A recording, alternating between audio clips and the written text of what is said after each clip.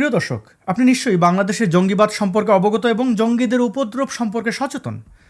প্রায় সময় দেখা যায় এখানে ওখানে বোমা পাওয়া যাচ্ছে এবং সেই বোমাগুলোকে বিশেষ টিম এসে নিষ্ক্রিয় করছে। এই আতঙ্ক কেন?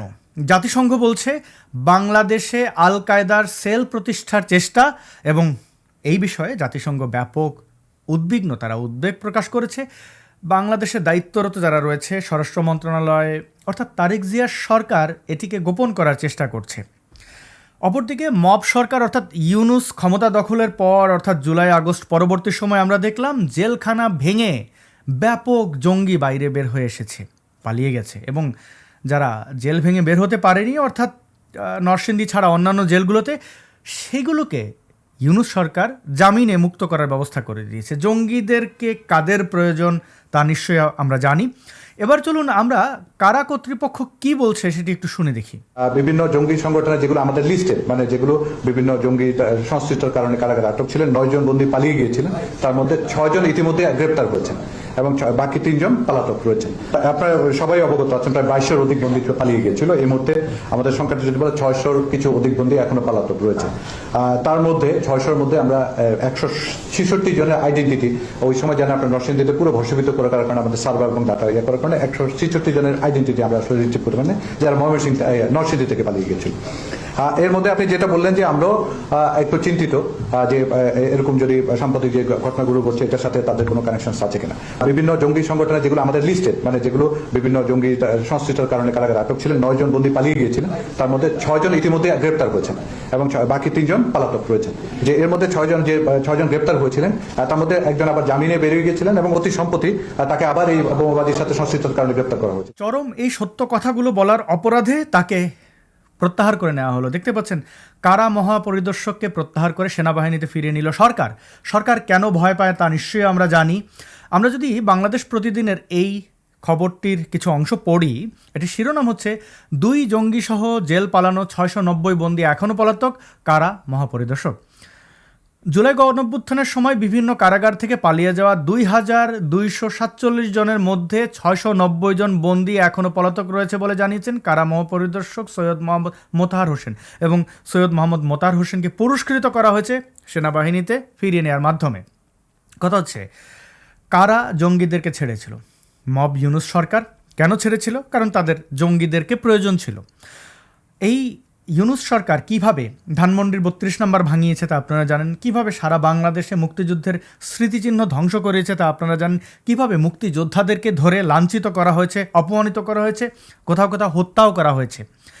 এই সকল ঘটনার পেছনে কি রয়েছে তা আমরা জানি। ওই যে 1971-এর পরাজিত এই যে অপশক্তি জামাত শিবির, তাদের পরাজয়ের গ্লানি 2024-এ এসে তারা প্রতিশোধ নিতে চেয়েছে। তারা বলেছিল 24-এর জুলাই আগস্ট অভ্যুত্থান হচ্ছে একটি দ্বিতীয় স্বাধীনতা।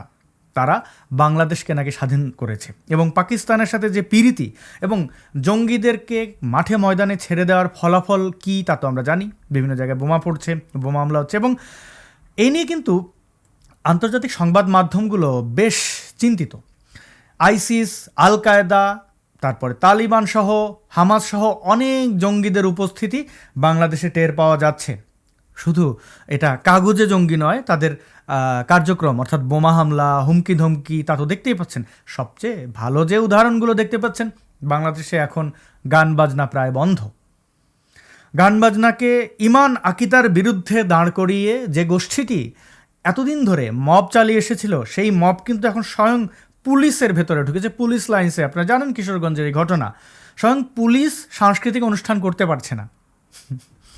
এ ধরনের অসভ্য সন্ত্রাসী জঙ্গিগুলোকে মাথায় তুললে কি হয় তার ফলাফল শেখ হাসিনা সরকার দেখেছে। অর্থাৎ তাদেরকে বাংলাদেশ থেকে এক প্রকার চলে যেতে বাধ্য করেছে এই মোল্লা মুন্সিরা, যাদেরকে দুধ কলা দিয়ে পেলেছিল শেখ হাসিনার সরকার। কওমি জননীর স্বীকৃতি নিয়েছিলেন এবং বিশ্ববিদ্যালয়গুলোকে বিশ্ব মাদ্রাসায় পরিণত করেছিলেন। ভুগছি আমরা সারা বাংলাদেশের মানুষ। আমেরিকা যেভাবে ছক কষেছে সেটিকে আপনারা টের পাচ্ছেন। তাদের টার্ম আছে ওয়ার অন টেরর। যেখানেই জঙ্গি সন্ত্রাসী সেখানেই যুদ্ধ ঘোষণা। বাংলাদেশের আসলে সিদ্ধান্তগুলো এখন আমেরিকাই নেয়।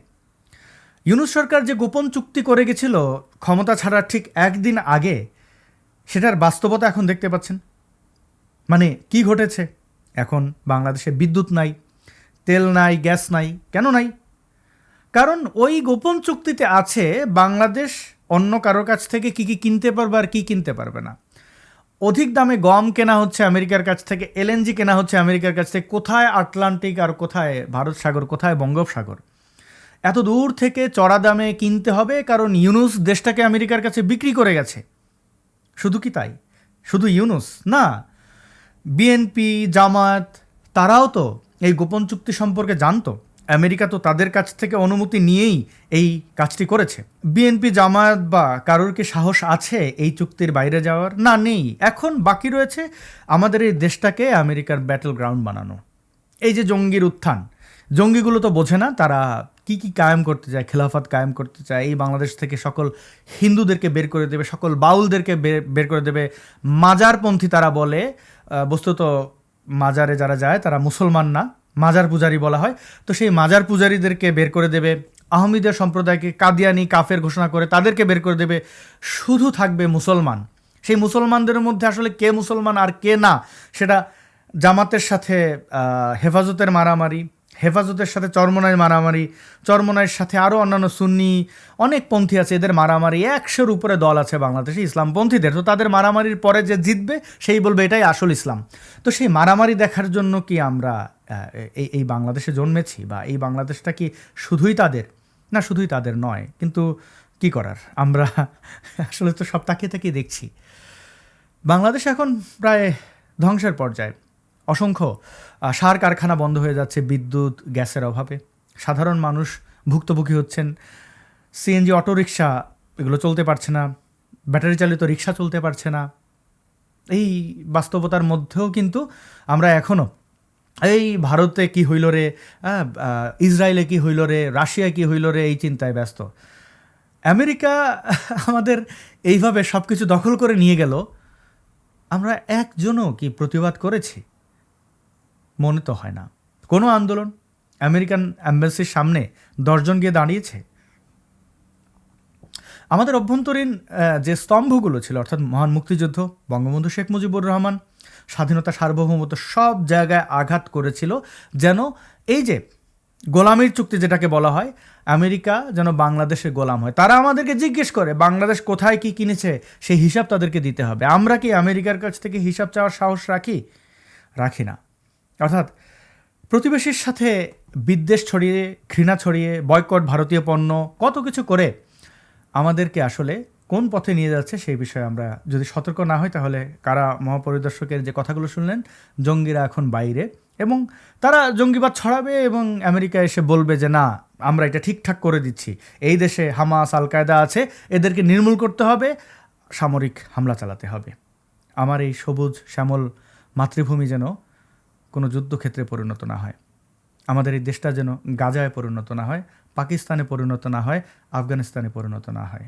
প্রিয় বন্ধুরা, চলুন আমরা এই বিষয়ে সচেতন থাকি। অর্থাৎ জঙ্গিবাদ এবং আমেরিকার যে রক্তচক্ষু আমাদের দিকে রয়েছে, তাদের যে লিপসা, চায়নাকে সাহায্য করবে, ভারতকে সাহায্য করবে, মিয়ানমারকে সাহায্য করবে আমাদের এই ভূমি ব্যবহার করে, সেটি যেন না হতে পারে। এই কাওয়ার্ড সরকার, অতীতের যেটা ছিল, এখনও যেটা আছে, ভবিষ্যতেও যেটা আসবে, তারা যেন বিক্রি করে দিতে না পারে আমাদের দেশ, সেই বিষয়ে আমাদের সচেতনতা জরুরি। ভিডিওটি শেষ পর্যন্ত দেখার জন্য অসংখ্য ধন্যবাদ। আমাদের সাথে থাকার জন্য ধন্যবাদ। আবার দেখা হবে খুব শীঘ্রই।